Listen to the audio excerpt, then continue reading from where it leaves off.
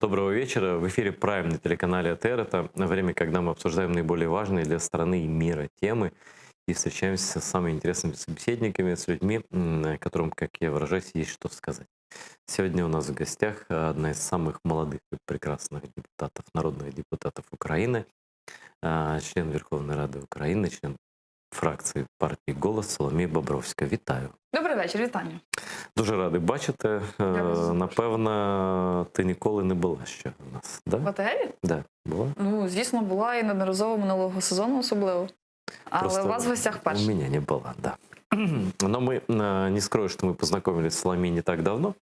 Я был проездом у місті Рівному. От, і дуже добре поспілкувалися, і я дуже задоволений. Просто ми там колись бачилися в палаті у Сергія Стерненка. Пам'ятаєш? Пам'ятаю. Коли напад на нього був останній. А потім ні. І виявилося, що я взагалі-то думав раніше, що ти з Одеси. А потім виявилося, що ти з Рівного. Ну, це не менш гарне місто, на мій погляд. Абсолютно. Як виявилося, знову ж, я не був ніколи. Я прошу прощения, я все-таки перейду мне так быстрее говорить, чтобы не задерживать ваше внимание, чтобы больше собеседниц, я сказал, перейду на язык Пушкина. Вот. Соломея, скажи, пожалуйста, вот твоя карьера вообще, конечно, потрясающая. Я почитал твою биографию. Ты в 26 лет стала исполняющим обязанности Одесской областной державной администрации. Да? Да. Это место, которое принадлежит господину Труханову. Да? Ну, я не говорю про область, там, но наверное, область тоже. И город принадлежит вот этому сообществу людей, назовем его так, окружающих этого своеобразного политического, общественного деятеля, непотопляемого, так сказать, и так далее, и так далее. Недавно, я не знаю, насколько ты сейчас следишь за событиями в Одессе. Дуже слідкую. Город важный для Украины. Область и место дуже. Да, особенно на юге. И юг — это, мы же понимаем, что оккупированный Крым рядом, сильное российское влияние. Мечта Путина об Одессе, тогда не сбывшись, благодаря патриотам, людям, которых мы с тобой все знаем. И вот сейчас я смотрю соцопросы по Одессе и сползаю под стол. Видела? Звичайно. Я слідкую дуже часто, дуже системно. Там порядка 47% за действующего мэра, плюс его политическую силу там доверяет делам.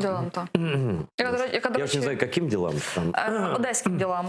І не цікава зараз іде реклама. Партії багато, Одеська одна.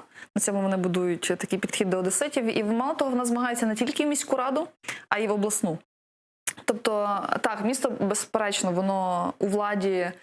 Труханов, насправді, це один з вершечків айсберга. Під низом не лише Труханов, а це один з відомих, маловідомих, але й відомих в колах, хто займається Одесою, власників Одеси. Ангерта, до якого і галантерника, двох людей, які є фактично центровими по акумуляції, напевне, власності в Одесі. Це не лише, там, я говорю про нерухомість, а і сфер впливу. Але Одещина сама не є не менш важливою. Чому? Тому що більше 500 кілометрів протяжності і більше ніж 110 кілометрів кордону з невизнаною республікою Придністров'я. Стратегическое место между оккупированным, давай это называть своими именами, да? Оккупированным Россией уже давно Приднестровьем, да? И недавно оккупированным Россией, ну-ка, относительно недавно оккупированным Россией Крым уже, извините, недавно, это на самом деле 7 лет прошло. Так. Да. Мало того, я би не скидала би з запобіжників і Молдову, і ми можемо спостерігати, як Росія починає впливати на молдовську політику. Вона давно впливала. Україна, мені здається, програла ще в 90-х свої інтереси, можливі інтереси в зв'язку з кількістю етнічних українців, які проживають на території Молдови в Молдові. І певні моменти, нюанси є. Тобто більше ніж 10 кілометрів Придністров'я, потім у нас є Молдова, і Румунія своєю, насправді, дуже м'якою поступовою окупацією. І тут, до речі, не лише Одещина, ми маємо згадати ще й Буковину, Чернівецьку область, де інтереси присутні.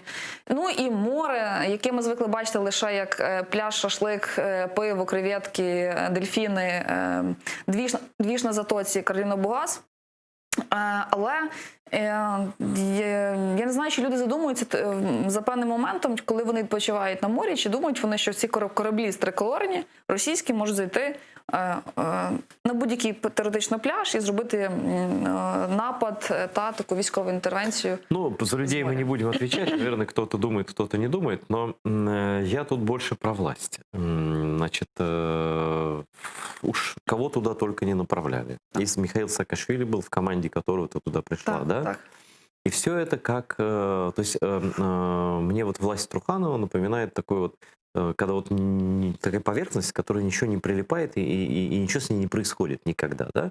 На чем базируется непотопляемость этих людей, которые, ну, очевидно, ну, наверное, симпатизируют в том числе и той стороне, которая... Ну, я вважаю, що це суміш. Одеська область, мені здається, одна з тих, на якій можна вчити писати підручники, як кримінальний світ переплітається з політичним. З русським міром. Да, далі це русський мір, і оці всі заходи, зокрема, там, переплетення, вони дуже міцні. І люди таким чином відбілюють репутацію, або не відбілюють, просто громадяни, які голосують, їм це не цікаво.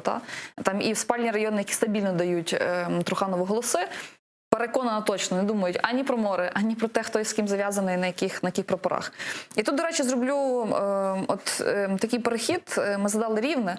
І от в Рівному, коли ми говоримо про проросійські настрої, коли в Рівному може діючий заступник мера іти, або сила може наростати, чи ОПЗЖ, чи партія Пальчевського обороти, а мені в Раді, мої колеги, які допомагають цим проектом стати на ноги на Рівненщині, Голосу.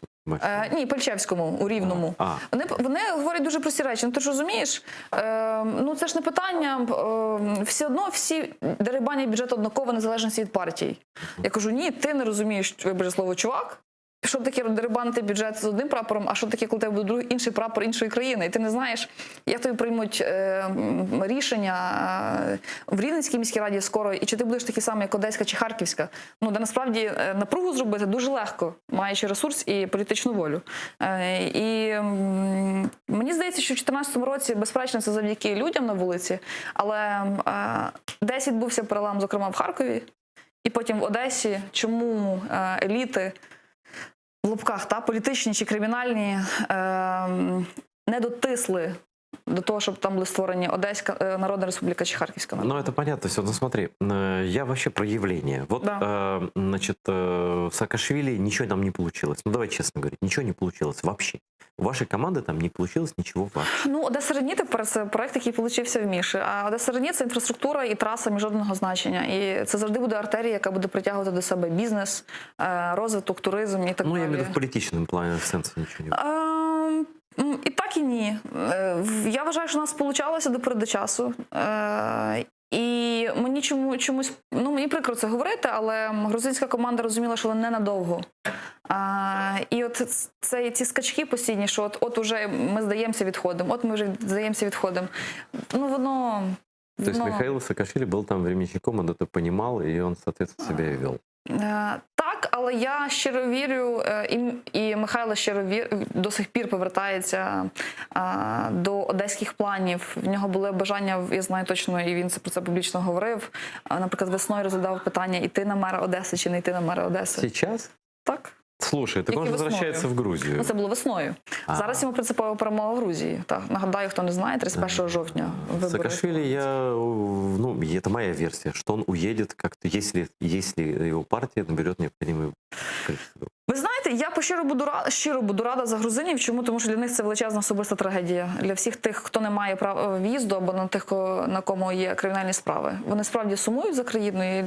Хто знає грузинів, той добре знає їхні приналежність. Слушай, а ведь у Саакашвили там же уголовное дело, его гражданство лишили, по-моему, да? Так, і в нього є кримінальні справи, і якщо він поверне зараз кордон, то так, його затримують. А як же він сказав, що я вернусь? От, ти розумієш його Так, ідею? звичайно, що розумію. Це насправді акумуляція і заклик об'єднаної позиції об'єднатися. Там тепер існує об'єднана опозиція. І очолює її кандидат в президенти Георгій Вашадзе, старший.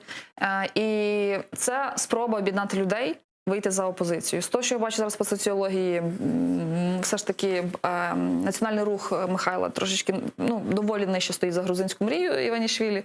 Але це ідея була в тому, щоб привернути увагу до його повернення і об'єднати грузин, саме йти в опозицію, підтримувати опозицію. Ну, получится или не получится, мы не будем лезть в дела современной Грузии, безусловно. Безперечно, але мені б хотілося дуже тут в іншому питанні. Грузія показала нам приклад, як можна йти в фарватер євроатлантичної інтеграції. І саме в цьому напрямку вони нас насправді йшли передовими. І вони в рази більше виконали вимог, наприклад, від НАТО в своїй державі в рамках реформи нацбезпеки і оборони, відміни від нас.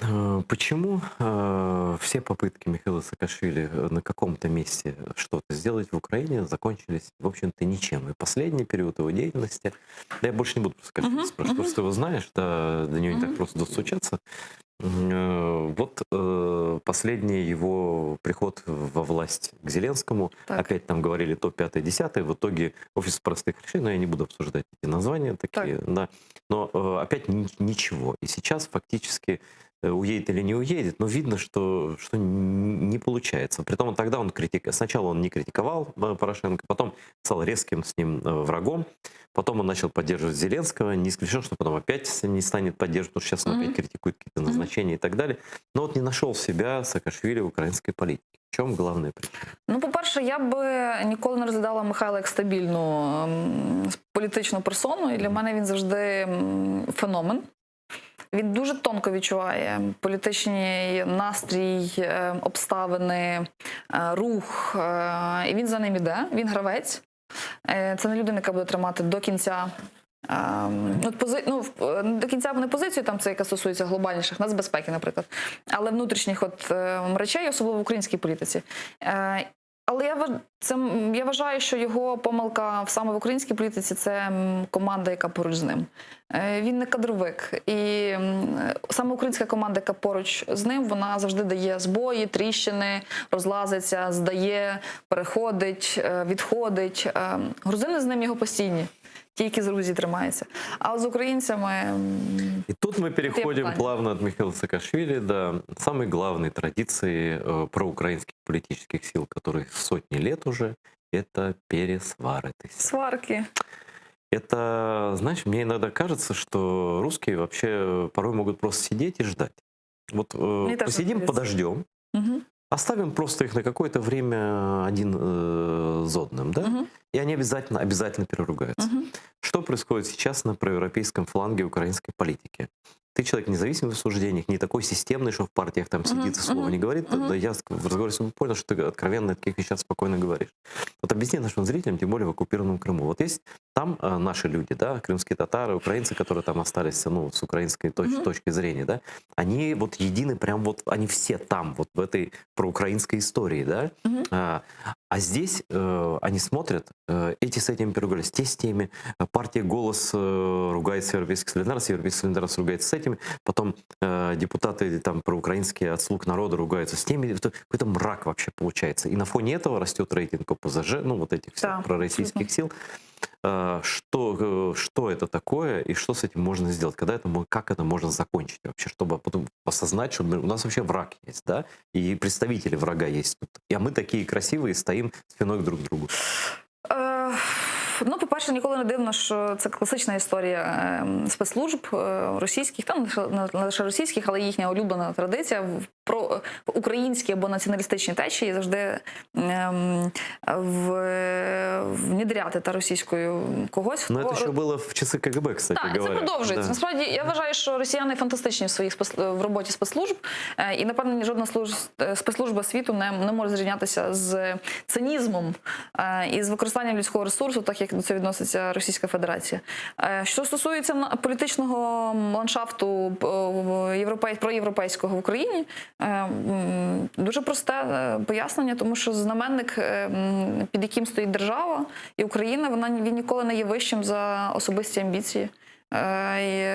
І амбіції в когось полягають в здобутті ресурсу, в збагаченні, в посадах, в лідерстві, зрештою. Та? Лідерство, яке нікому не віддається. А хтось хоче інший бути лідером. А є різниця в минулому, тому що влада перевіряє людей, правильно ж, і посади точно ставлять штампи, марки на своїх на людях, ну так чи інакше. Мені ці речі дуже неприємні, і мені прикро, що це скликання Верховної Ради, воно не єдине в ідеологічному плані. І це показало якесь нещасне голосування за заяву про закінчення Другої світової війни, про засудження насильства. І коли парламент розділився, і в нас вертається назад в вжиток Велика Вітчизняна, але не Друга світова, що це трагедія, а для когось це горілка, там, і побєда, і побєдоносія, і скрепи, і русський мір. Мені прикро, але я вважаю, що граблі українського табору – це персональні амбіції перебити сильнішого біля себе. Ну, у русских много тюрем, камер, лагерей, там всем места хватит, в принципе, какие-то. Ну, це поки наші цього, мабуть, не розуміють, тому і дуже спокійно і беруть чужі гроші за те, щоб розвалювати це все середини. Але і нашим не бракує мізків робити це власними руками просто примітивно. І от ще одна річ, яка, мені здається, в Молдові була, тепер нас і в Україні, коли стоїть на порядку денному питання національної безпеки чи корупції, ми ставимо питання корупції вище, пріоритетніше боротьбу з корупцією, але точно не боротьба за національну територіальну цілісність. А мені здається, нас мало бути навпаки, тому що це зберігає державу. А далі... Впервые я слышу за долгое время такую здравую мысль, потому что я очень устал, знаешь, от чего? Разговариваешь с людьми, я все понимаю, и про коррупцию понимаю, и про все. И спрашиваю, а кто вот, и звучат такие думки, да? А кто главный враг Украины, вот Путин или коррупция? Ну, конечно, коррупция. Вот Вася, Петя, там это, там ворует и так далее. Слушайте, вы пока даже воруете и можете разбираться, но вы пока в своей стране воруете. Абсолютно. Да? Вот мы сейчас смотрим за Белоруссию, да? И наблюдаем, как страна на наших глазах, ну, по другим причинам, по своим причинам, но просто утрачивает совсем, просто ее не будет скоро. Не знаю, оставить ли название там или что-то. И вы сегодня же, ты же писала, по-моему, в Facebook, что резолюцию принимали по Беларуси. Ну и расскажи нам, как Украинская Верховная Рада принимала резолюцію там за Білорусь проти Лукашенка, или як це? Вона приймала її 5 тижнів.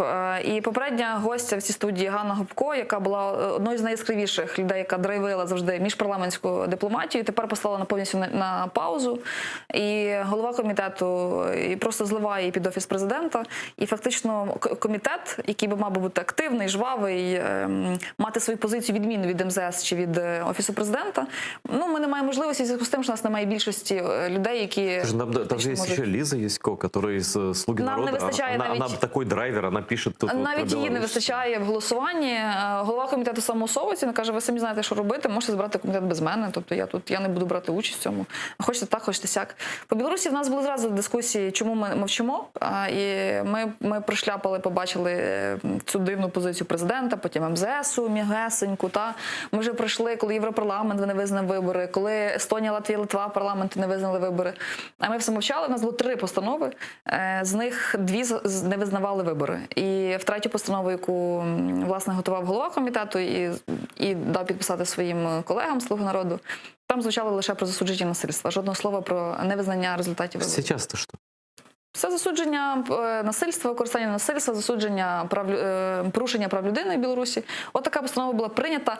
Нагадаю, там, по-моєму, 2 чи 3 голоси було лише в перевагу прийняття. Слушай, ми могли б його провалити. Так що, подожди, так, ну, що тепер? Ми признаємо Лукашенка легітимним президентом Білорусі? Ну, почекаємо листопада місяця, коли в нього закінчиться, так розумію, повноваження, які в нього тепер тривають, побачимо позицію МЗС. Парламент своє з горем пополам вродив, але воно вже... А що родили-то, якщо ви не сказали, що ви не признаєте Лукашенка? На більше парламент не дасть нікому фактично сказати більше слова. Він не проголосує. І ця заява сьогодні могла бути лише в такій формі, яка вона була. А вы будете протестовать, если украинская, там, ну, в широком смысле слова, власть, там, парламент, правительство, в смысле президентское, будут признавать Лукашенка легітимним правительством? Очевидно, але для мене ще важливий інший аспект. Для мене важливіше добитися від Кабміну реально пакету допомоги білорусам, які їдуть сюди. або лишається в Україні, а тут є проблема, наприклад, з 90 днів лише, дати їй можливість побути більше і визначитися з роботою, чи лишається, чи вони йдуть просто транзитно, Україна, точка транзитна. Що може зробити Кабмін і уряд для того, щоб білорусам, які сюди приїжджають, було комфортніше? Починаючи від комунікації з Держприкордонслужби, і вони, до речі, багато чому допомагають. Я їм дякую за те, що різні були моменти, і вони йшли на зустріч, особливо в білоруському питанні. Оце мені хотілося, щоб їм було тут комфортно. Більше того, мій товариш-колега і помічник з Луцька, який курує найбільше IT-кластери в Луцьку, зразу ж відгукнувся і готовий приймати всіх айтішників на поселення, проживання, роботу. Там же кордон з Білорусією. Так, тобто це там сам Бог волів з Волині через Полісся на Волині спускатися. Це от такі речі практичні, які я б хотіла, щоб білоруси відчули в нас. Важные вещи. Я только маленькое сделаю замечание. Вот приехали сюда несколько членов Координационного совета белорусской оппозиции. Да. И эти люди не могут ответить в Украине, в Украине, куда они бежали от преследований, что-то не в Россию там. Вот, не могут сказать, чей Крым. Как нам реагировать на таких людей и стоит ли Украине принимать у себя людей, не признающих однозначно ее территориальную целостность? Ну і невизнання Криму, і я знаю, як в Одесі дехто казав, що не переживайте, ми не майдануті, і ми не... Да, мы не майданутые, Да, типа, как это можно вообще в Украине говорить? Где у вас мозги? Здесь люди боролись за свою страну и победили такого монстра. Вы не можете сейчас победить, да, и вы приходите и говорите, что мы не майданутые. Ну вот что с ними делать? Я не говорю про всех, наверняка полно нормальных белорусских людей. Но вот публичные люди приезжают и не могут сказать, что Крым это Украина. А что ты здесь делаешь тогда? Ну в России, вот у них бы в России спросили, Соломея, они бы сказали, конечно, Крым Россия. Потому что они правила знают, да, там по попе надают тут же. А мы такие добрые, такие вот... Ні, я вважаю, що це має бути різка їм відповідь публічна наших чи журналістів, чи політиків. Це може бути публічна там в соцмережах або особиста зустріч. Мені просто до них є сентимент, очевидно, тому що в них нація зароджується. І такі речі неприпустимі. Ми можемо списати це на пропаганду російську і так далі. Для мене неприпустимі ті речі, які вони говорять. Але все ж таки... В зв'язку з тим, що вони виходять на протести, так хочеться протягнути їм руку і сказати, що слухайте, ось чорне-біле, дуже просто в білий день у нас забрали... Нет, мне тоже хочется нашего. протянуть руку белорусам, которые бьются там с Лукашенко любым способом. Но у меня нет сантимента к людям, которые признают мой Крым оккупированный, украинский Крым не признают оккупированным Россией. Вот честно, нет сантимента, потому что, а что там, получается, белорусов нам жалко, а крымских татар не жалко, которые там находятся, и которые как раз-таки и сидят по 17-15 лет за то, что они не признают Крым российским, а эти приезжают политическую убежище просить и даже не могут это выговорить. Вам ничего за это не будет здесь. Да, це правда. Ну как с этим? Может быть, нет, давай практически. Может быть, все-таки мы должны... Тут я сам писал об этом и полностью поддерживаю. Если ты беженец политический, спасаешься в Украине от политических преследований, до речи, это обязанность Украины как страны, которая хочет вступить в ЕС. Да? То есть мы страна примат, первого въезда, да, примат, да, первого въезда. Если человек, да, просит убежище, мы должны ему дать. Тут как бы мы же никуда его не отправим, тем более обратно. Да? Но может быть, все-таки есть ввести какое-то правило декларативно, подписываешь декларацию, что ты признаешь территориальную целостность и суверенитет Украины и признаешь Россию державой-агрессором, если ты выїжджаєш из Росії, наприклад, или там, я не знаю. Мені здається, що тут якраз можна зробити формулу публічну для тих людей публічних, які сюди приїжджають. Я про це тобі говорю. Так, чи це може бути там зразу їхній давати від коса тим, хто подібні речі заявляє, але мені здається, що було б добре. Це, до речі, має бути від нас, окрема ініціатива, від політиків, збирати їх на приватні зустрічі, а потім на публічні. І такі речі мають заробитися на користь. А я бы все-таки вот в анкету на политическое беженство или на... Вот положил бы вот листочек, написал вопрос, чей Крым? Признаете ли вы Крым территорию Украины? И, пожалуйста, подпись, товарищ, дата, подпись личная. Але чи це було б щиро? Бо бажання безпеки. Ну, знаешь, мы щиро-не щиро тут только СБУ может проверить, если захочет. А на бумаге должно быть, потому что за это в России уголовное преследование. Я тебе хочу сказать, что, не знаю, знаешь ли ты эту проблему или нет, но ты как народный депутат Украины, я многим тут говорил, уже где-то 8 депутатам от разных фракций, есть проблема, которая давно висит в нашей стране подвешена, и она касается людей, которые преследуются в державе-агрессоре, в России. Так. Это сотни людей, которые сюда попали, воевали за Украину. Я всем привожу пример один достаточно. Юлия Толопа, которая отвоевала всю войну. Там ранение, контузии и так далее. У нее ребенок. Так. Она живет в Киеве. Первым указом, чуть ли первым указом, президент Зеленский дал ей и еще сотням людей. Дал гражданство Украины за заслуги перед Украиной. Есть люди, которые преследуются там по разным статьям. Ну, то есть они... Сейчас к чему я веду? Это гражданство сейчас по каким-то там причинам дается временное. То есть вот она получила паспорт, и куча людей получила временную такую бумажечку, с которой ни загранпаспорт нельзя получить, не выехать никуда. Тимчасове проживання. Правильно. Так вот, через полгода, то есть в апреле следующего года, заканчивается срок, например, гражданства, который дал президент Зеленский, дал Юлии Толопе и куча еще людей. Вокруг еще, может быть, тысячи людей других, которые подвергаются всяческим, ну, которые, грубо говоря, не могут взять у России справку о выходе из ее гражданства. Россия таких справок не выдает. Да, я знаю таких людей. И вот проблема. Да, слушай, они даже Сенцова считают своим, они меня считают своим гражданином. Они никогда не откажут мне в гражданстве, потому что они преследуют меня в Интерполе как гражданина РФ. Да? Хотя я им давно этот паспорт так отправил. Так вас можуть зупинити буде на кордоні. Я про это тебе послушай. Проблема вот в чем. Украинское законодательство действующее ставит условия. Преследуют тебя там, не преследуют, воевал ты, не воевал, политический беженец, неважно кто, они требуют от тебя принести российскую справку о том, что Россия тебя добровольно из гражданства выпустила. Иди, там, Муждабаев, иди, Толопа, до свидания, да, мы не имеем к вам вопрос, вы больше не граждане России. И с этой бумажки нужно идти в миграционную службу и говорить, я вот бумажечку вам принес, теперь вам паспорт Украины. Но Россия никогда не даст таким людям, как Юлия Толопа, никогда не даст этой справки. В итоге Украина дает гражданство людям по разным причинам. Кому-то по происхождению, кому-то за заслуги, неважно. Вот всем дают одинаковые временные вот это. И требует отказа от России официального, который она никогда не даст.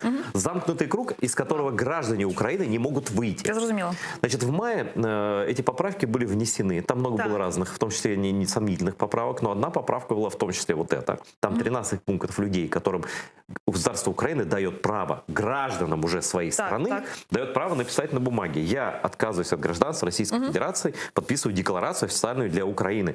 Подпись, печать, там МИД и что-то еще. И с этой бумажкой идешь в миграционную службу, и тебе дают нормальный паспорт, с которым ты полноценный гражданин. Можешь это. Да? История перетекла с мая того года, сейчас уже сентябрь. У нас Эту историю, да, на паузе. Но я просто не знаю, в каком состоянии, потому что вот Никита Потураев и Женя Кравчук из партии «Слуга народа», они об этом говорили лично с президентом Зеленским. И? Да. И вроде как процесс пошел. Но я просто к тебе хочу, о чем говорю. Если вы говорите о белорусских беженцах, да, то, пожалуйста, у нас есть уже граждане Украины, пораженные в правах, у которых нет выхода. Они просто не могут никак отказаться от гражданства страны, которая никогда им не даст этого отказа. Это враги открытые этой страны, которые не сомневаються, чей Крим, там, понимаешь, они з задоволенням. Я тоді підніму це питання, що це, як, на якій воно стадії стоїть і чому ми його не рухаємо далі. На самом деле, там его подали просто в пакете закона о гражданстве, где много разных там гражданств для жен сотрудников СБУ, что-то еще, да. И вот это вопрос о допустимости двойного гражданства для кого-то смешали с вопросом людей, которые хотят отказаться от гражданства РФ, но не могут. Это вообще обратная история. Я тебя прошу лично тоже поддержи это. Я тебе дам людей, с которыми я разговариваю, это Лиза есть, кое-еще. Это просто вопрос надо решать сейчас, потому что вот первые люди, которые получали у Зеленского паспорта, они вот эти временные гражданства получали. Они просто автоматически лишатся его как раз в годовщину выборов. Да, и это вопрос для офиса президента и так далее. Просто мы заговорили о белорусах, я просто вспомнил про украинцев, у которых не решен этот вопрос, да. Вот, но про белорусов тоже правильно. В принципе, это правильно, потому что есть люди и нормальные, и хорошие. Я знаю белорусскую позицию в эмиграции, там, да, НАТО радіо, ну, не знаю, ти ж не знаю, що Хартія 97 там. Але насправді хочу повернутися до питання про їхні заяви, про Крим. І це білоруси говорять. Там нас, ми ж добре розуміємо, що у нас є багато українців, які до кінця можуть... Ну, на жаль, у нас нет процедури лишення гражданства для людей, які не признають територіальну цілісність України. Але мені здається, що у нас має бути у відповідь давним-давно рефлекс осуду публічного за такі висловлювання, щоб людина навіть не мала права вголос говорити подібні речі. Так, по-моему, кто-то вносил или хотел внести в Верховную Раду. Можливо, закон. хотів, але не внесли. Вот у нас нет запрета называть Майдан преступлением, хотя там 100 людей только там погибло, а сколько погибло потом за Майдан, за Украину, да? У нас может любой черт выйти в эфир и сказать, Да. Майдан это преступление, это преступники, захват власти и так далее. На мой взгляд, этот человек должен очутиться в камере на какой-то период, чтобы обдумать свое поведение до І следующего спокійно раза. вернутися в суспільство. Да? Так. Почему вот ваша партия «Голос», вы прозападные, вы партия, ну, говорю, Майдана, партия проевропейская, почему не нести пакет законопроектов о запрещении таких ультра, я не говорю там какой-то свободу слова, какое-то ущемление, но есть такие ультрарассуждения, они наравне с антисемитскими, с фашистскими, там, с ксенофобскими, да, и про Майдан, и про войну с Россией, и про временную оккупацию Крыма. Почему мы, действительно, как мы можем требовать от белорусов, если мы сами у себя в стране не установили такие законы? Ну, насправді там може бути про кримінальні справи, хоча я думаю, що немає прецедентів, які висловлювання, які, наприклад, не лише сприяють там міжнаціональній ворожнечі, але і посягають на територіальну цілісність. Такі речі є. Ми, до речі, одного з опозажистів, який сказав про те, що і повернеться Крим в Україну, і невідомо, чи тут буде суверенітет, і кому цей Крим буде потрібен. Якось це в липні місяці Волошин, якщо не помиляюсь. Ми подали на нього в прокуратуру, але мені здається, немає прецедентів. До речі, я вернусь тут, бо так виходить, що я єдина, хто фактично заявником є порушення кримінальної справи щодо поїздки представників ОПЗЖ в Москву в березні місяці. Пам'ятаєте, то коли в Думу і до Путіна. І ми перерили теж з кримінальні справи і не знайшли жодного випадку, коли були вироки по державній зраді в Україні за 30 років. І ДБР займається, я ходила на допит, до речі, більше того. И так будем ходити ще довго. Ты знаешь, как-то задница есть, а слова нет, из 4 букв, да? То есть зрада есть, а статьи нет. Да. Вернее, статьи-то есть, но они так прописаны, що ти ніколи по ній не привлечеш. Да. І от, наприклад, зараз, коли пішла історія з Деркачем, це добре всім відомий персонаж, і коли там Штати накладають санкції, і він точно йде слідством. А у нас он просто гражданин. І в нас, до речі, є питання по людях. Я підняла законодавство про те, як можна заборонити людям займати політичні посади. Це лише через зміну Конституцію. Але в законі про люстрацію випускники Академії ФСБ не мають права йти на певного... Вони підпадають під люстрацію і не можуть йти на певні посади. Але як це зробити? І я знаю, що багато хто не знає, але в кабінеті Деркача в Верховній Раді це капличка Російської церкви. Ось так. І от до сих пір її не можуть звідти прибрати. Судився Мірошниченко, свободівець, потім ще один депутат прибрати цю закапличку з комітетів Верховної Ради, але вона до сих пір функціонує. Може там меморіал Моторола відкрити ще где-нибудь в уголочку? Я думаю, що це цілком може підпадати, бо статус нардепа дозволяє подібні речі, і ніхто не заборонить відкрити меморіал терористу Моторолі в Верховній Раді. От до чого просто заходить абсурд, який фактично неможливо... Абсурд, это знаешь, от чего берется? Ну, на мой взгляд, от того, что, как ты верно сказала, неправильно расставлены приоритеты. Телега впереди лошади, как это есть такая поговорка и так далее. Вот, например, значит, лидер вашей партии, ну, после ухода Вакарчука, Кира Рудик, говорит, кто ваш главный враг вашей партии? Порошенко враг. Я прошу прощения, Кир, вы о чем вообще? У нас есть враг вашей партии, его зовут Путин Владимир, да? А здесь в Украине у вас не может быть врагов. Такого человека, которого врагом можете назвать, вот, ну, по крайней мере, я так думаю, да? Вот. И, может быть, все-таки Медведчук, так, если уж не Путин, да? Но почему нужно бить? Ну, я понимаю, можете не любить Порошенко, я тоже его не люблю, там, да? Но там называть врагом там людей, ну, не пророссийских, это уже, мне кажется, ну, извини. Ну, для мене Медведчук ворог, тому я з ним і сужусь і хожу на допити. Можливо, десь не до кінця правильно була підібрана комунікація, але я вважаю, що коли ми будемо стояти точно на порозі подібних ескалації подій, умовно, 14-15 року, і не дай Бог піде фронт далі на південь, з моря, з суші і так далі, ну, там прапори ніхто не буде перебрати. Буде прапор тільки синьо-жовтий і буде прапор. Я знаю. Но мы как раз даем повод агрессору думать, что мы слабые, думать, что мы тут между собой перегрыземся. І на нас... Ну, повертаємося знову, вони фантастичні, тому що ми можемо справді чекати, поки ми самі між собою пересваримося, десь феодалізуємося і будемо грати своє кіно. І Інколи мені здається, як би це не прискорбно звучало, що сценарій не обов'язково вторгнення воєнного, військового в Україну краще і дієвіше, ніж гібридний, коли Південь не буде відчувати Галичину, Галичина буде не розуміти Харків, Київ буде жити печерським життям Печерського району, мається на увазі, урядового кварталу, і в нас буде просто розділення ментальне між собою настільки різне, що ми не будемо розуміти, що ми робимо в рамках однієї країни. У вас в Верховной Раде есть, кроме того, декларируемо проукраинских, прозападных партий, есть партии «Слуга народа» большинства, ну, понятно, состоящие из совсем разных людей, которые, в принципе, ну, их трудно представить даже в одной партии, фракции вообще. Даже в одной стране мне их трудно представить, но есть такая часть, да, откровенно проевропейская, нормальная, здравая, я их всех знаю, там, они имеют авторитет определенный и так далее, и активный и так далее. Есть ли у вас понимание, вот, что в определенных вопросах вы должны, может быть, я не знаю, как это работает, внефракционное объединение какое-то, я не знаю, как это можно как-то сделать? Теоретично можна було б. Скажу відверто, що можна було б, але ж... Дисципліна партійна не дозволяє? Ні, тому що політика така штука, коли кожен буде тягнути на себе яскраві зірки на свою сторону. Наразі його немає, але це дуже слушне зауваження. Але мені здається, що тут питання в першу чергу до «Слуг народу». Вони повинні визначитися, хто вони і де вони, навіть ті люди, які всередині, на чиїй вони стороні. Тому що одна історія давати заяви раз в місяць, що ми демократична платформа, а друга робити трошки більше кроків, ніж просто заяви. Ну, коротше, не приперло ще. Ну, поки не припекло. Значить, поки не припекло. Від них дуже багато чого залежить, тому що наших голосів буде недостатньо в критичні голосування. Які отношения у вас з партією Порошенка, з фракцією, точніше? У мене особисто абсолютно адекватно робочі.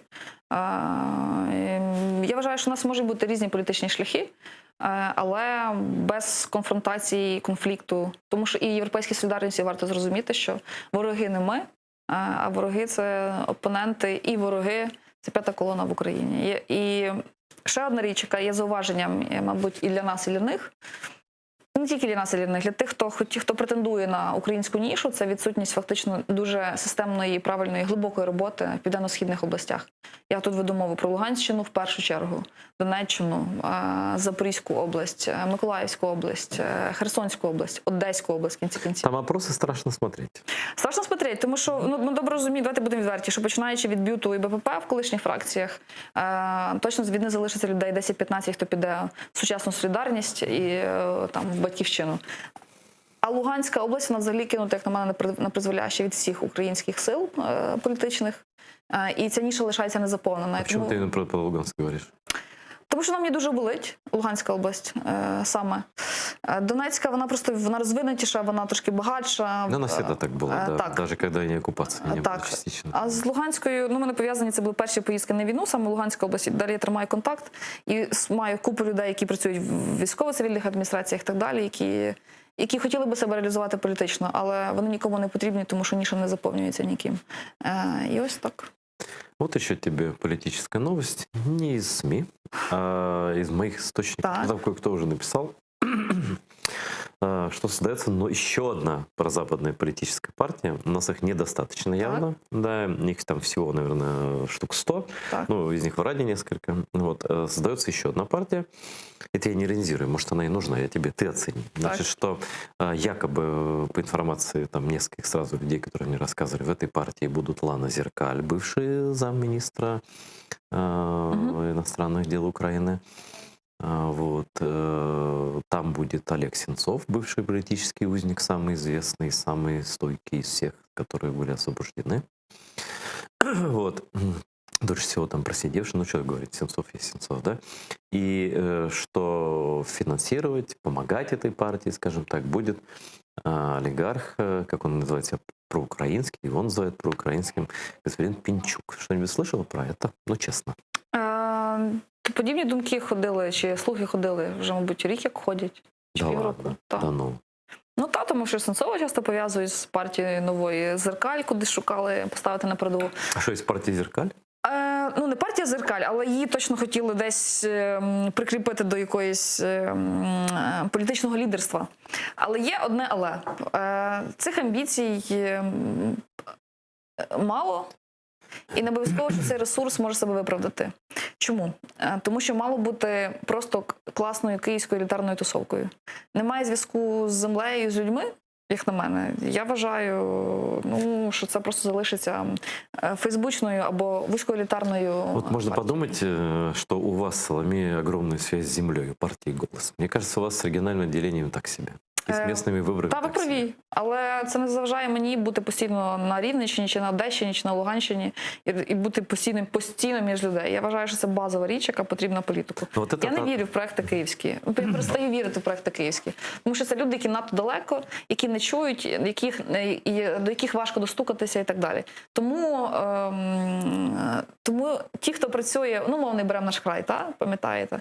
Я маю мільйон прикладів крутих мажоритарників, які можуть бути ідеологічно з іншого табору, але я просто можу аплодувати їм стоячи, як вони працюють зі своїм округом чи з людьми, як вони чують, як вони намагаються вирішити, як вони втручаються, захищають і так далі. Таким чином вони будують під себе ну, не тільки електорат, але й інколи дуже негативно феодальні такі. Давай все-таки, ну, Устои. понятно, что про местные выборы мы тут на Крымстарском канале, наверное, не будем долго говорить, потому что у нас это как бы региональные каналы говорят про себя все. У нас родина оккупирована. Я хочу про другое спросить. Вот все равно эти выборы, они как бы промежуточные такие, Ну, це підготовка. замер до такой парламенту, промежуточный, да? Так. Что происходит с симпатиями. Понятно, что много местечковых партий, там в Одессе своя, там в Харькове своя, в какая-то местных каких-то элит, да? Но все-таки национальные партии идут на выборы с своими списками, да?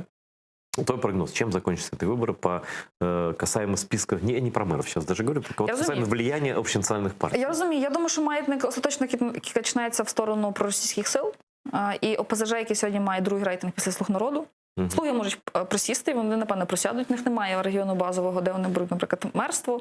А так вони візьмуть більшість в обласних міських радах, тільки тому, що вони проголосували за обов'язкову участь в партії, щоб йти на вибори. Партизацію, так звану. І другий наразі по рейтингу йде ОПЗЖ. А там, де є ОПЗЖ, там є різного роду інші бруньки від ОПЗЖ. Тут починається регіональне діління. Всі вони між собою балансують ресурси, підтримку один одного потім на парламентських виборах, а потім на президентських. Ну, давайте будемо відверто, що навряд чи там партія Шарія буде колись працювати на умовну партію «Голос» чи на партію «Зеркаль». Звичайно, це завжди буде пул іншого. Ну, в копілочку туди, да, в копілочку Да. к проросійським. І тому цей маятник за 6 років пішов тепер в іншу сторону. Що тепер робити з цим? Як балансувати рішення потенційно дуже небезпечні, до речі, для державної територіальної цілісності в міських, в ОТГ вже, які отримали дуже багато повноважень, де немає ще префектів, які можуть забороняти ті чи інші через суд рішення, які можуть стосуватися територіальної цілісності. Ну, для мене це величезне виклик і питання, в принципі, до децентралізації в Україні. Ще раз, маятник піде туди, буде розкачка, солідарність буде рости, чи росте, я не знаю, чи не досягли стелі. Бюджет буде качатися, як на мене, в своїх межах 6-8%, напевне. Бо це стабільний електорат і це соціальна сфера, яка для них важлива. Наразі в нові партійні проекти я складно вірю. Я думаю, що це ніша, що буде, хоч вона буде затребувана, але болюча. Ну, смотри, но тоже неприятно, наверное, слушать. Но уж откровенность за откровенность, как говорится. Мое мнение, что в партии «Голос» с уходом Вакарчука провалилась под электоральное дно, по крайней мере, на национальном уровне, под 5%. Я з задоволенням це буду коментувати, коли ми добіжимо свою гонку в парламенті, в фракції. Наразі мені складно йти в откровенності своїх позицій по відношенню до партії. Хорошо, по-другому сформулирую. Как партии «Голос» политически расти в данных условиях до следующих парламентских выборов? Что делать-то? Объединяться с кем-то, наоборот, быть отдельно, идти по этому пути? Что дальше? Или просто там кануть в лету, я не знаю, как другим, там, как было уже многократно с разными политическими проектами? Це має бути або дуже різкі резонансні рухи, робота, заяви або люди, які можуть принести новий подих цій партії, зробити рестарт, лідери. Я слабо вірю в багатолідерність, особливо в партії. І вважаю, що в складні часи особливо люди вимагають лідера, одного, який бере на себе відповідальність і зможе вести. Можливо, цей лідер може з'явитися, буде там і так далі. В місцевих виборах, як на мене, в деяких регіонах було б краще об'єднатися і йти спільно з прапорами продемократичних українських сил, особливо, знову ж таки, Схід і Південь. Не чіпаю Захід, там дуже багато до вибору виборців. Але ось, мабуть, дві базові речі. Безперечно, в мене є скептицизм, тому мені дуже важко по відношенню до цього говорити. Ну, я единственное видел новое лицо в вашей партии, это публично оголошенное, да, это Притула, да, который идет на выборы мэра. Но очевидно по рейтингу, что, наверное, не самый успешный будет поход в мэра. Но все равно, в любом случае, Сергей Притула, хотя я его лично не знаю, но фигура такая известная и позитивная, и проукраинская. Ну, сьогодні він, кажуть, другий після Кличка. Принаймні, десь на «Українській правді» писали. Ну, все-таки Кличко слишком... Я же не говорю, что он проиграет. Я говорю, что кажется так. Может быть, и будет и лучше, да? Я конкретно про Притулу хочу спросить. Я такого не знаю, у меня нет никакого отношения, ну, кроме позитива, который я вижу вот от его деятельности, да, он проукраинский человек. Я бы с удовольствием его позвал бы в эфир АТР, но, кажется, мы делали такие попытки, пока безуспешные. Вот. Способен ли он остаться в политике, пожертвовав своей предыдущей жизнью? Или же все-таки он, как Святослав Вакарчук, очень уважаемый мной человек, но не политик, вернулся обратно туда, куда уже второй раз пытался выйти из музыки? Я скажу відверто, я, на жаль, не знаю амбіцій Сергія. Чи він хоче сюди надовго і всерйоз і міняти повністю своє амплуа з публічного сатирика, комедіанта, волонтера, що, до речі, йому, здається, в образ додає більше, ніж те, ким він є на телебаченні. Це моє відношення. Я не знаю, на жаль, його амбіцій. Бо політика – це, я втомлююся з цим ділитися, але політика – це окрема кухня, яка має свої правила гри, яка має свою специфіку. Їй треба вчитися, треба мати терпіння, в ній треба бути зовсім іншим. Це не шоу-бізнес. Це політичний, може, шоу-бізнес, але це окрема інша кухня своїми правилами. Чи він готовий в неї грати і заходити до кінця і вповну віддаватися? І з розумінням тим, що всі, хто йде в політику своїми скелетами шафів, вони можуть рано чи пізно відкритися. Ну, мені б хотілося в це вірити, і мені хотілося, щоб Сергій прийняв це рішення. Але як і йому, як і всім нам, як і йому, чи йому, як і нам, ну, треба багато над цим працювати. А как у вас вот так выдвигается от партии кандидат на мэра Киева, и вы с ним откровенно не разговариваете на тему, какие у него амбиции? Гарне питання. Я знаю, що у нього є амбіції. Вони політичні, вони про служіння столиці, про служіння України. Але я скажу одну річ, можливо, мені не можна це говорити, але я теж вірила в амбіцію лідера нашого, що він буде з нами до кінця, і він політику надовго. Я це чула не один раз. Тому для мене це дуже було болюче рішення, коли він пішов. І як для члена команди, в першу чергу, болюче. Бо на дистанції важко відпускати лідера, який з цієї дистанції сходить. Так вот, по-хорошему, конечно, это у Славы надо спрашивать, но неужели нельзя было в каком-то хотя бы, пусть отдав там практически решение другим людям, там есть амбициозный, да ты ж там, ну, много разных людей, там Сергей Рахманин, интеллектуальный такой центр, да, с опытом, с таким, да, ну, разные люди там есть, там, у вас не всех не буду перечислять.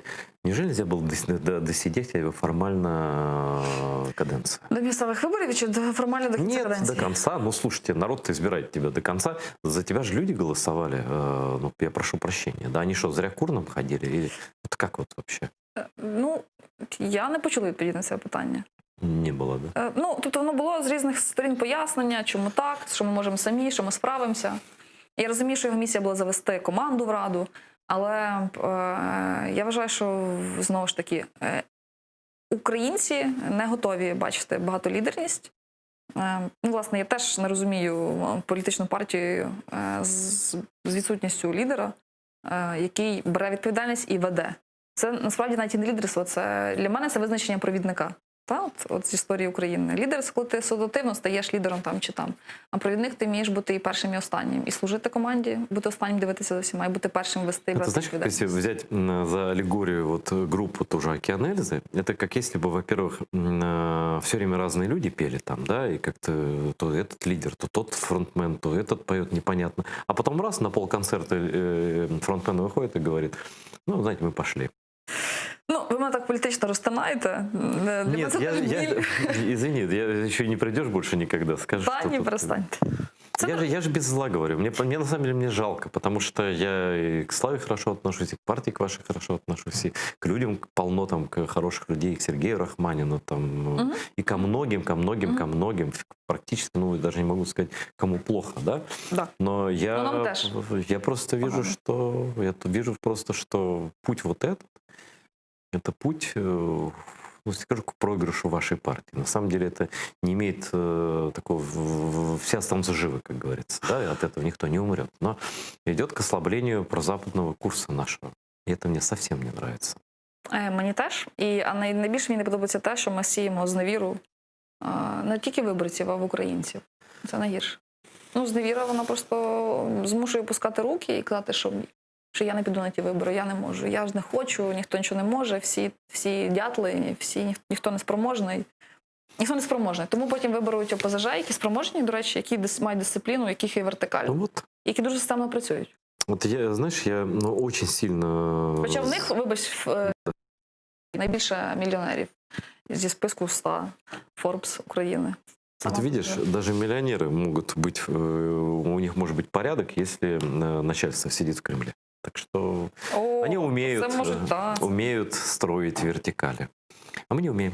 На жаль. Да, и я особенно хорошо стал относиться к вашей партии. Я тогда был на презентации, и Слава еще тогда был главой, и Сергей Рахманин, и все там люди были.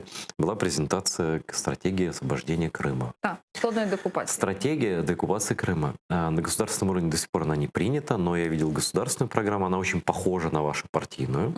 Но ваша партийная, она более полная, проработанная, она утвержденная, да, она абсолютно классная. Я просто вот тогда искренне написал, хотя никакие партии там не хвалю за какие-то, ну, за конкретные вещи могу сказать. Отличная программа. Там все, там и Крымско-татарская национальная территориальная автономия, Да. и изменение статуса конституционного, и меры и военные, и ну, там все прописано, да. И знаешь, такое впечатление, что написали, а я что-то больше про нее не слышал. Как ваша партия будет ли она продолжать ставить вопрос Крыма, и что вы планируете, или вообще у вас обсуждаются эти темы, потому что, ну, я так считаю, что Крым болит не только крымским татарам, хотя им больше всего, потому что они в оккупации Очевидно, да. находятся, да, но многим людям и тут, ну, скажем, не все равно, если сохранила Украина свою целостность, достоинство, честь, или она забыла про оккупированные территории. Вот что ваша партия, у нас осталось, вот сейчас скажу тебе, 3 минуты, вот про Крым, пожалуйста, и партию «Голос». Ну, не тільки, я думаю, що було і кримським татарам, які там і тут, але і українцям, які там і тут, відверто. І мені здається, що ми робимо надто мало, починаючи від себе особисто, а це могла бути ціла програма в університетах, наприклад, факультативної мови вивчення кримсько-татарської. Це питання, Ну, що это може зробити совсем кожен. была бы песня, да. Так, але насправді це мінімальне, і це набагато легше зробити, ніж зміни в Конституції. В нас ідуть дебати по відношенню, зокрема, про Крим, і моя колега реєструвала, і ми разом з фракцією реєстрували, наприклад, Національне агентство з підрахунку збитків російської агресії на території України, де, зокрема, Крим в першу чергу. І ми щороку фактично виявляється, в нас немає зведених збитків, в нас немає переліку майна, які залишились на території Криму, давайте будемо відверті. У нас 6-й рік ходить Православна церква України і говорить про те, що є майно, яке до сих пір стоїть в комунальному майні АРК Крим, не передається Україні, щоб українці могли там служити, чи мати, ну, це, до речі, по відношенню. Да. Так, є такі моменти. І так далі, і так далі. Але я скажу наступне. Я знаю, що має бути, президент періодично піднімає питання про створення окремої міжнародної площадки по Криму, так як і Мінськ, для вирішення в лапках ситуації на території Луганської Донецької області. Подібно хочуть зробити з Кримом. Але воно залишається все на рівні Офісу президента.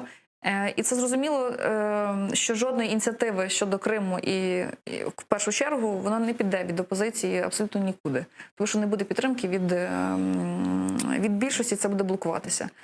Крим не так болить, це тема, яку роз'єднують, до якої важко повертатися. А ми ще можемо повернутися, це, до речі, дуже цікаво. Не тільки про Крим, а я повернусь тут до моря, яке ми не закрили навколо Криму, зокрема. Да? Так? Да. Тобто ми сушу закрили, повітря закрили, в морі можна плавати скільки влізе. Да, и русские подходят за 100 метров до берега, могут стоять с русским флагом, между прочим, в Азовском море. Так, і про воду в Крим, до речі, я була автором цієї заяви Верховної Ради про недопущення води в Крим. Не приняли, я знаю. Так, її вбили в комітеті Медведчук і Бойко, я була присутня на цьому комітеті. Її просто вбили. А це елементарна річ, яку Рада могла зробити, знову ж таки, простіше, ніж зміна Конституції. Тому в мене не оптимістичні прогнози. Ми вертаємося раз в рік, Смотри. День пам'яті. Нет, это я знаю, два раза в год. Это 26 февраля и 18 мая, я все это знаю, да? Это создает ужасную, конечно, атмосферу. Нет, мы, крымские татары, как бы народ стойкий, мы столько лет жили в депортации за 5000 километров от дома, вот, и мы-то, понятно, ничего не оставим своего, у нас другой родины нет, и мы будем бороться за возвращение Крыма в Украину, это понятно. Я просто к тому, что все-таки у вас небольшая фракция, ну, небольшая, да? Так, 26. Но все-таки, может быть, это тот шанс, когда пусть небольшое количество людей, но должно четко стоять за принципы. И знаешь, как выходить, как потом старший выходил, и все речи в Сенате начинал со слов «Карфаген должен быть разрушен». И таки добился своего, по-моему, уже не при своей жизни. Но я не знаю про политическое будущее вашей партии. Желаю вам всего наилучшего. Может быть, всякое. Да? У нас Украина непредсказуемая абсолютно политика. Но я вас прошу быть искренними и принципиальными, потому что, мне кажется, на это будет спрос независимо от того, сейчас вы добьетесь результата или не добьетесь. Но кто-то должен говорить про принцип. Я не только к вам обращаюсь, конечно, но ко всем. Спасибо, что пришла. Дякую за запрошення. Вот, спасибо за откровенные ответы. Я понимаю, что некоторые вопросы были неудобны, как для члена партии. Ну, це нормально. Но ничего, мы же все-таки... Я вважаю, що маємо пояснювати виборцям своїм певні наші Надо просто быть честным всем. Да. Вот. И лично, и публично, и коллективно. Всего доброго, спасибо. Смотрите АТР, канал для думающих людей.